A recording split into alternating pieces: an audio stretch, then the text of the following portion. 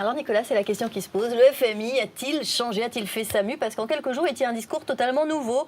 Le Fonds demande que l'on accorde du temps à la Grèce. Et hier, Christine Lagarde conseille de freiner la rigueur. En Espagne, ça sonne différemment. Ça sonne différemment. Il y a 3 raisons qui peuvent expliquer les propos de Mme Lagarde. Primo, le FMI n'a jamais été l'avocat du 100% rigueur. On a tendance à le croire, mais c'est faux. La rigueur a été imposée depuis Bruxelles en 2010 à la Grèce. C'est pas le FMI qui l'a exigé. Deuxièmement, la BCE, on le sait, est désormais en position d'éviter le risque systémique et d'éviter une flambée des taux d'emprunt des États depuis qu'elle a dégainé ses dernières armes non conventionnelles. Donc la notion d'urgence n'est plus la même par rapport à il y a quelques semaines. Et puis, tertio, il faut quand même reconnaître que le bruit de l'opinion, le bruit de la rue commence à inquiéter véritablement les gouvernements et ça incite les politiques à la prudence.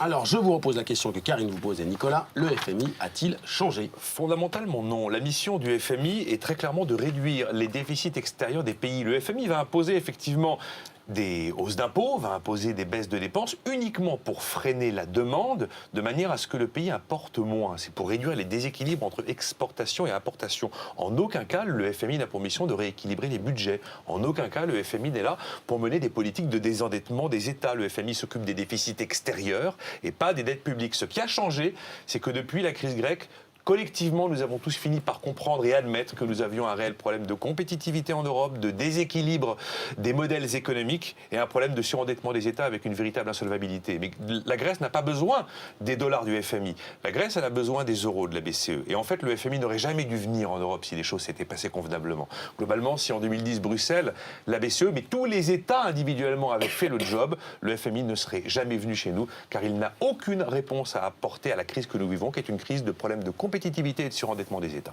Alors la déclaration de Christine Lagarde repose la question clé du moment. La France doit-elle renoncer à ramener son déficit à 3% du PIB fin 2013, Nicolas? Elle ne peut pas renoncer à cet objectif seule. On ne le tiendra pas, on le sait, mais politiquement, on ne peut pas assumer de dire que nous ne le tiendrons pas. Pourquoi? Car François Hollande a fait de ces 3% la garantie du sérieux de la France, le gage absolu et unique que notre pays sera en mesure de rembourser nos créanciers, ceux qui nous prêtent de l'argent. Si on fait des 3% la condition du remboursement, il est plus possible de faire machine arrière tout seul, car à ce moment-là, les marchés n'ont plus aucun gage de confiance vis-à-vis de la France. La seule solution, effectivement, serait dans ces cas-là que, collectivement, encore une fois, l'Europe, dans son ensemble, assume le fait d'ajourner d'1 an ou de 2 ans l'assainissement des finances publiques de l'ensemble des États de la zone euro.